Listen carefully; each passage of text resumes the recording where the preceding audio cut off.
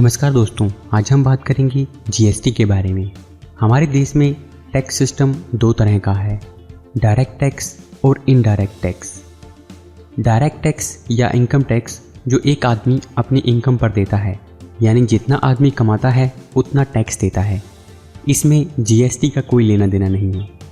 Indirect tax, इस tax में service tax, excise duty, VAT, CST, entertainment tax और बहुत से दूसरे टैक्स आते हैं। इसमें करीब 17 टैक्सेस आते हैं जो कि केंद्र सरकार और राज्य सरकारें इकट्ठा करती हैं।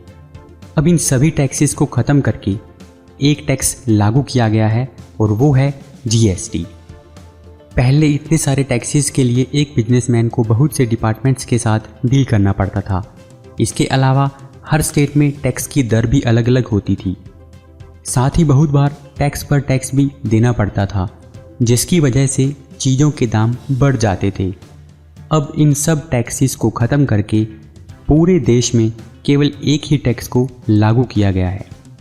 1 जुलाई 2017 से ये टैक्स पूरे भारत में लागू हो गया है।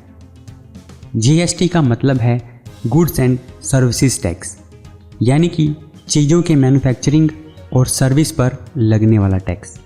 इस टैक्स के आने के बाद मैन्युफैक्चरिंग टैक्स रेट कुछ कम होगा और सर्विस टैक्स रेट ज़्यादा होगा, यानी कि आपको रेस्टोरेंट में ज़्यादा पे करना पड़ सकता है, लेकिन ज़रूरत की चीज़ें जिन्हें आप सीधा बाज़ार से खरीदते हैं वो सस्ती हो सकती हैं। जीएसटी में टैक्स के 5 स्लैब्स रखे गए हैं।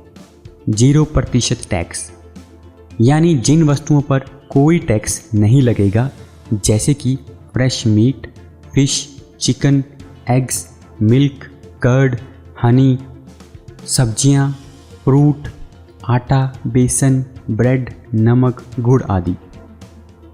5% टैक्स, इस स्लैब में वो वस्तुएं आएंगी जिन पर 5% टैक्स लगेगा, जिनमें packaged food items, branded paneer, frozen vegetables, coffee, T, spices, pizza bread और 1000 से कम के कपड़े और 500 रुपये से कम के जूते आएंगे।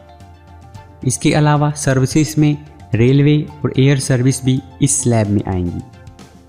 12% tax, 12% tax frozen meat products, butter, cheese, घी, ड्राई फ्रूट्स, नमकीन, मोबाइल फ़ोन्स और आयुर्वेदिक दवाओं पर लगेगा। सर्विसेज में बिजनेस क्लास का एयर टिकट और वर्क कॉन्ट्रैक्ट आएंगे। 18% टैक्स, 18% टैक्स की रेंज में biscuits, pasta, cornflakes, pastries, soups, ice cream, instant food mixes, camera, CCTV, optical fibre cable आदि इस स्लैब में आएंगे। सर्विसेज में टेलीकॉम सर्विसेज और फाइनेंशियल सर्विसेज आएंगी। 28% टैक्स, पान masala, chewing gum, deodorants, shaving creams, hair shampoo, dye, sunscreen, ATM, automobiles और motorcycle 28% की टैक्स रेंज में आएंगे। सर्विसेज में 5 सितारा होटल्स, प्राइवेट लॉटरी और मूवी टिकट्स आएंगे।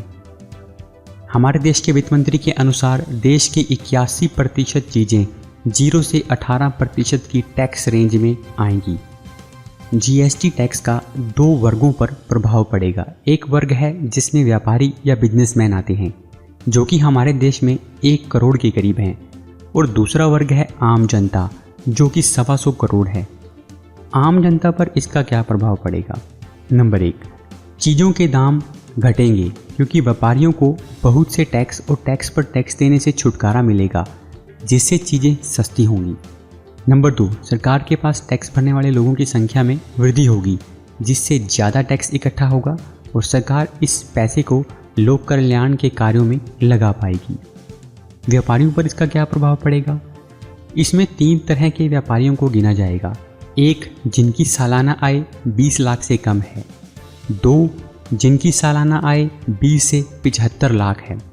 तीसरे, वो जिनकी सालाना आय 75 लाख से ज़्यादा है। 20 लाख तक सालाना बिजनेस करने वालों को कोई टैक्स नहीं देना है। 20 से 75 लाख सालाना कमाने वालों को अलग अलग बिजनेस के हिसाब से अपने पूरे बिजनेस का 1 से 5% देना होगा।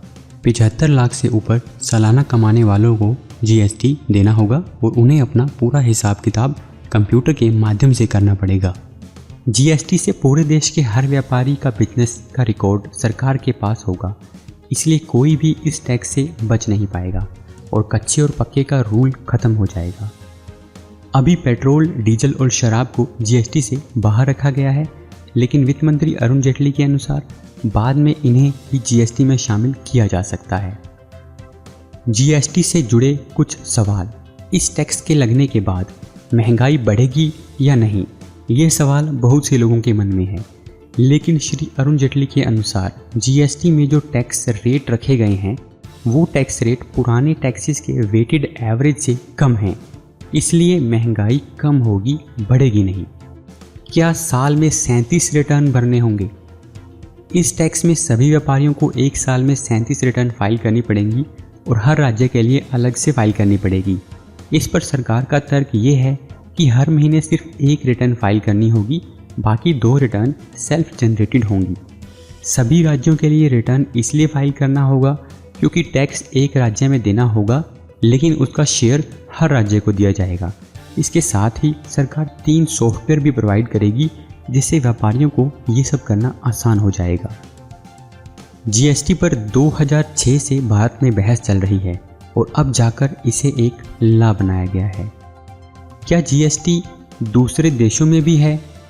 हाँ, जीएसटी दुनिया के 140 देशों में चल रहा है, जिनमें कनाडा, मलेशिया, ब्राज़ील और फ्रांस जैसे देश शामिल हैं। फ्रांस दुनिया का पहला देश था जिसमें जीएसटी को लागू किया गया था। हमारे देश में कनाडा के जीएसटी सिस्टम को अडॉप्ट किया गया है क्योंकि हमारे यहाँ टैक्स का बंटवारा केंद्र और राज्यों के बीच होगा। हमारे देश में दूसरे देशों की तरह एक जीएसटी रेट क्यों नहीं है?